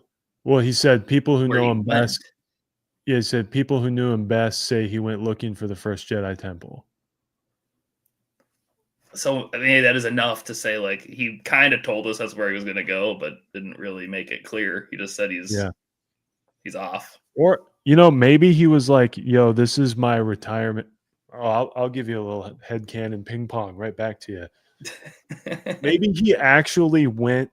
He's like, "Hey, we don't know what happened to Ben. He might be running around raiding temples with these weirdos." So Luke goes like, "You know what? I just need to clear my head and get back to basics. I'm gonna go looking for the first Jedi temple and like cleanse my soul. Go on a mission. Yeah, Just I'm gonna like zen out for a while, and then like childhood Luke comes back while he's on the mission. Is like, you know what? Screw this. He's just alone by himself. Isn't bringing R2 with him or anything to like talk sense to him into him or whatever. And he just keeps by himself. You know what? And the Jedi religion is this and that and this, and it's my fault. And then so he does find the Jedi temple, like Max Rebo says here, finds out how to get there, and he's like, I'm gonna go there and I'm never coming back. So like maybe it started as a very real, like, hey, as this situation develops, I'm gonna get back to basics. I'm gonna do, and then he just gets soured and he becomes a curmudgeon about it. I don't know. I like that. I like all of it. I do just want more though. I want more. Here's the outside headcanon, like the real world logic is that J.J. Abrams just planted a pretty insane mystery box in the very first line of his first Star Wars movie. Yeah. And with no thought of where to go from there. So if they did as interesting a job as they could later on to try to figure out something that related to the new characters. That is my other, like, when I get all on my soapbox of like defending The Last Jedi is like The Force Awakens set Rian Johnson up in like not a great way to explain Luke.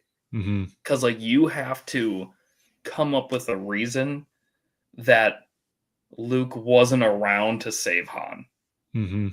You like J.J. Abrams set it up where all this stuff happens, Han gets killed, and Luke's just not there. He's on this island. So now you have to explain, why wouldn't this guy that everyone has this vision of like being this big hero, why wasn't he there? And I feel like there's not really, no one's gonna love that answer. Yeah. But I feel like too many people blame that movie and not like what led into it. Because I don't think there is a good way. If The Last Jedi Luke is an exact resemblance of like Return of the Jedi Luke, then The Force Awakens makes zero sense. Yeah. Right. Like, so. And it doesn't really, I don't know. Let us know what you think in the comments. I don't think if he came in with the same prowess as he has in Legends, that would make much sense given the situation you're in by the time Force Awakens ends. Like you're saying, like, so he comes in and he's a big hero with a laser sword in The Last Jedi, but you're like, well, damn, why didn't he do it last movie? And it, like, that doesn't, you'd think he'd do it for Han of all people, or because he didn't know what happened. Yeah. He has to not know it was happening. Yeah, which Like, is that's hard to believe when you're watching Yeah. The Force Awakens. Like, man, something Yeah. bad must be going down if he doesn't know. I remember watching. Remember when we went with my aunt and uncle, my parents, and my cousins to Force Awakens, Mhm. like the second night. Yeah. Dude, the first scene where Kylo Ren comes around, and you don't know, like, if you weren't sickos like us, you wouldn't know, like, oh, that's Adam Driver, or you wouldn't know who's Yeah. under the thing. Yeah.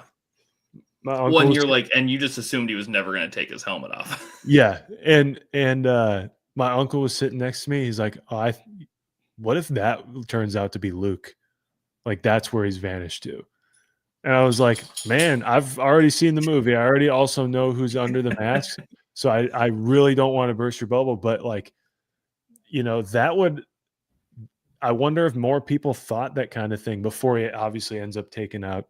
Because then Lor Santeca, right after my uncle said that, Lor Santeca says, no, but I know who you come from. And you're like, oh man, if you didn't know, then like that would be a very reasonable way to do that, but it wasn't. Yeah. I also remember Right. thinking, like, Lor Santeca, like, dude, he's got to be a big wig. Yeah. Like, Yeah. like they don't get that type of actor for nothing. Yep. Yeah, they do. So we got a new guest. Vader's nose at Vader's nose hairs. Welcome. I would assume they're singed off. No, Vader's nose hairs. They gotta be. Got Right? I think the fire got up in there. They gotta. Let us know. Let us know. Let us know in the chat. Here, what's Max Rugo said? Mike likes the motivation Mark Hamill used in acting. Oh, this is the thing that Mark Hamill said recently about big tragedy. Yeah, I mean, I don't have kids. Austin, you have a son, Graham. He's a very good boy, great boy. Great boy. If I were responsible for Graham for like 10 years, and then because of me, if I felt like it was my fault that he made like the worst mistake of his life and I should have prevented it, I would go down a pretty dark path. Yeah. So I mean, it's one thing, I'm assuming it's obviously very powerful when it's your own kid, but I think it's also powerful in a different way when it's someone else's kid, and especially someone who cares about kid, and especially if he's related to you, and especially if you come from a family of attachment issues. And he's named after your mentor and Yeah. hero. Yeah. Like, what a waste. I'm just kidding. I hope we get his movie. I'm not confident we're going to get the movie. We've got a solid answer on. Yeah, Vader's probably. nose. Yeah. Yeah. I think so too. They at least can't be looking good. Like, it's not a good situation. Yeah. And here we are. We're right back to form here. All right, 1 hour 38 minutes right now. Yeah, I had floated that idea a while ago on one of these that it would help push Luke farther to have a story where Mara Jade comes back. That was kind of my thing. I never had it thrown in that they had a kid, honestly, because that'd be a hard thing to reconcile now that the sequels are out. But I found it perfectly reasonable, especially when the Rise of Skywalker came out. Like, Mara Jade could have come into play and then still been mentally connected to Palpatine, gone nuts. Luke would have thought it was nuts. And then, unfortunately, her ending would be pretty sad and prior to the sequels. That all could still happen. But I think it'd be a little much to add to what we have already going now when you're considering the Mandoverse and all that kind Yeah. of stuff. And Vader's nose hairs makes a good point. If you could, I'm sorry that I don't know your screen name. I just have your @name. I'm really sorry, and here it is. But Maybe it's just Vader's nose hairs. I'll open it up could be. YouTube on my other. I want to get animated versions of like original trilogy characters, whether it's during the original trilogy or between original and sequel trilogies. I think that would go a long way. And you could do a lot of it the same way they're about to give us Shadow Lord. I think you could get stories in the style of Clone Wars, Bad Batch, to go between that aren't called Star Wars Resistance. And yeah, they don't all hit, but but I think that would go a long way, and that'd be a way that we could still get more from the legacy characters without, deep fake technology. You could And just you're not animate going to upset anybody by just using a voice actor. Right? There's Yeah. really good voice actors out Yeah. there that'll just nail it. Yeah, and they all make it, and we get new characters out of it usually in all these shows. Oh yeah, I just need more. Yeah, I just need more Watto in general. Honestly, I don't know what that guy's been up to. You were about to hit the Watto impression, weren't you? And then you stopped. I was, unfortunately. I don't know if I can do that. If you were to get like an animated series, where would you want it to be? So like Clone Wars is in between 2 and 3. Right? Rebels is between 3 and 4. Where would you want? Where do you think an animated show is needed the most? Well, I guess you can't really go between 7 and 8 because yeah, not really nothing. All right, we got 30 minutes. Yeah, 3 seasons. Let's get crank them out.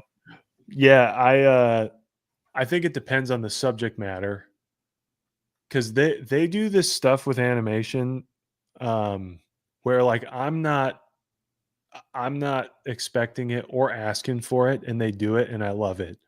The best the Bad Batch for me, I was kind of like, I was like, okay, I guess I'll watch it. And I was like, oh, this, and it was slaps. awesome.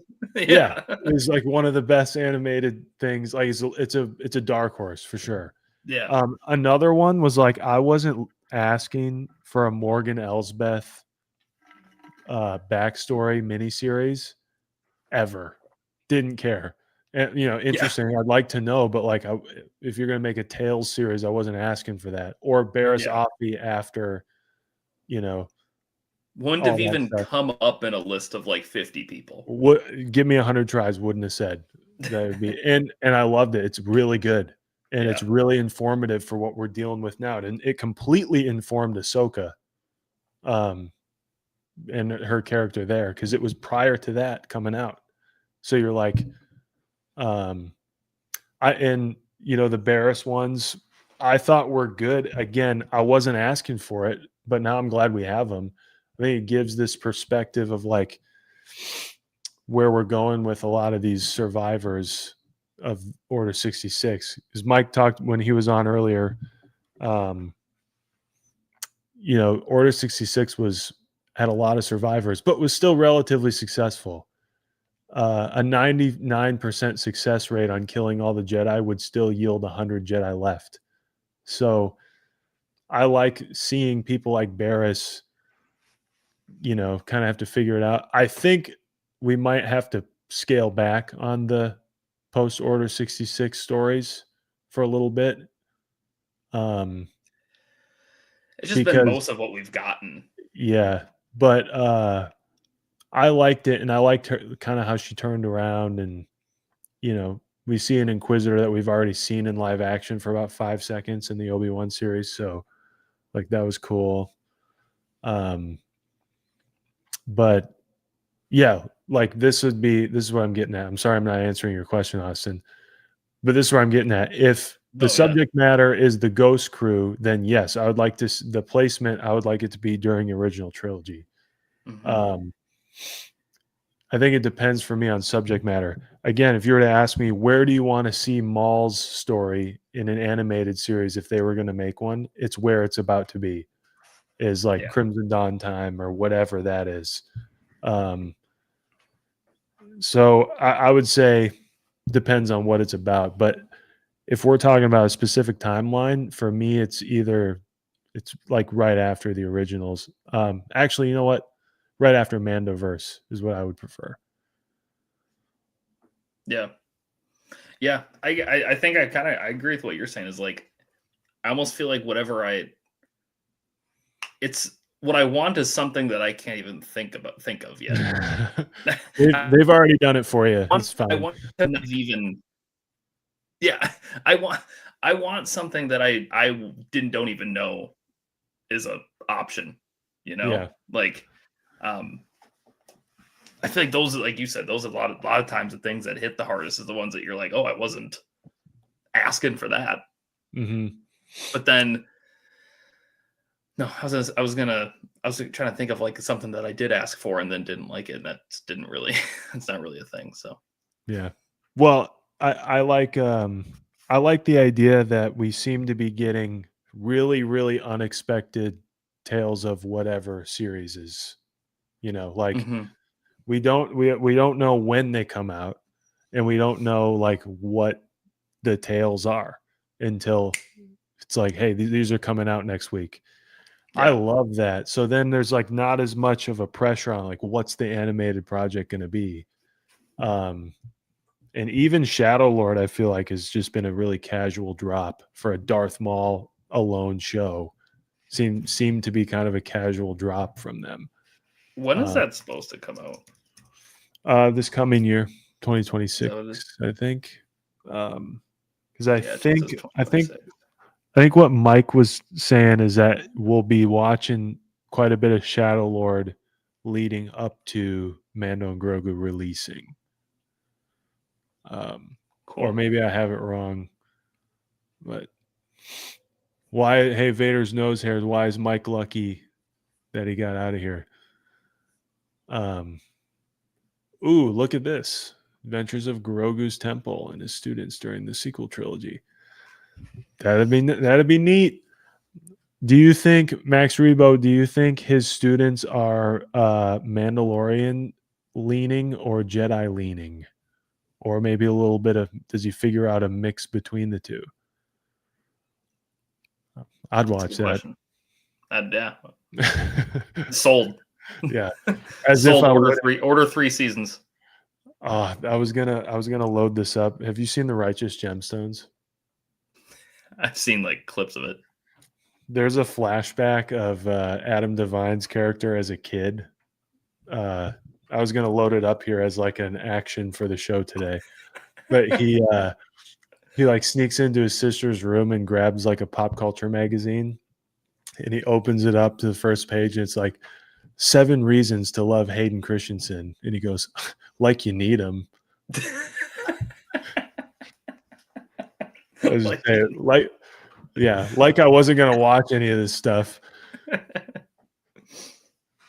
But so what about? Sorry, is yours dependent on like if you had a time frame for an animated show? Like, what do you need to see? I mean, I think anything around right before 7 Mm-hmm. would be cool. I know, is that Resistance technically? Kind of.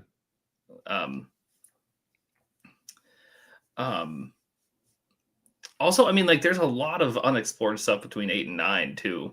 Mm-hmm. That I'd be, but again, it depends on what like you're like what kind of characters you're going for, right? Because I guess I feel like that was the easy in that Clone Wars had.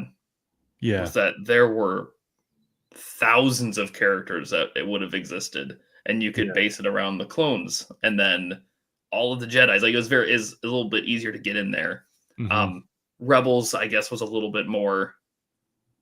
Got to be a little more original about it. But like, is it just? I would get worried that if you go to like the sequel trilogy, it's just going to be Rebels in the sequel trilogy or something like that. It's going to be, you know what I mean? Like, love Rebels, But yeah, I love you too. yeah. Yeah, but I would want something different. I just would Yeah. want something. I almost like you, like honestly, just a bunch of different Tales series about different stuff that's going on. Mhm. Like a short little Tales series about. I mean, I say short, but Luke's temple. Yeah. Let's get like just a few episodes of like what's going on there. Well, Like before things even go down, just like a normal, like Luke teaching stuff. Like let's see what's going on there before things go down. well, the one thing I'm always surprised about with the Tales series is when they come out, I'm like, there's no way 3 15-minute episodes is going to be enough for this. And it is. Yeah. It ends up being like really well paced, and like you kind of get what you need from it. And you're like, I do want more, but that was also like, I'm good with that. Are those a Filoni brainchild? Yeah, I think all the animation stuff is Yeah. like ran through him. But like the Dooku one, I'm a big Dooku guy. The Dooku of the matter Yeah. is that that was really good, and he has a big story, and those 3 episodes kind of just do the thing. Like they do the They thing kind for of you. buttoned it up. They kind of Yep, gave you what you it's- needed. Yeah. Yeah, and yeah, so I'm cool with more Tales. Max Rebo responded Right here. about his Grogu. He's in favor. Okay. I like that. I like that too. Main characters Ooh. like that. Are they alive at that point? Like, are they alive in the vats? The Moff Gideons? That's a good question. I don't know. Well, I'll tell you what, this has been a nice time. We've had a nice, consistent group of people joining us and having fun. If anybody else has anything to add while we wrap this up, anything you want to hear on the podcast, I think, unfortunately, I'm here to tell you, Ron's going to be out for a couple weeks. He's going on vacation. He's going to Europe, so he's going to have a lot of fun without us.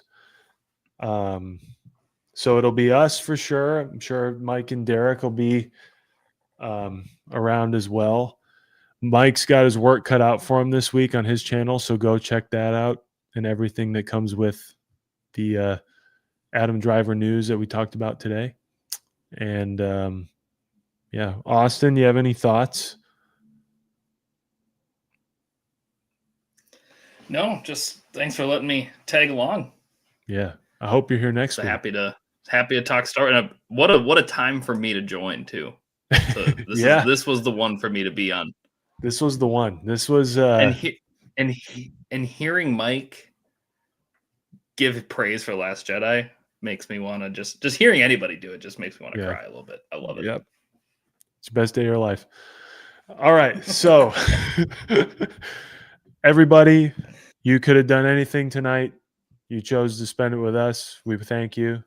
We're same time, same day next week, next Wednesday night. Maybe we'll have more people. Maybe it'll be just us again. Who knows? But if you have any, if you haven't already, go check out the channel, watch some of our interviews, watch some of our past lives if you want. But we got some really cool videos up of interviews, and don't forget to do the smash a like, subscribe, really helps us out. So thank you. May the force be with you. Wolves back. Yep, go Wolves. That comes on in about 7 minutes. All right. May the force be with you. See ya.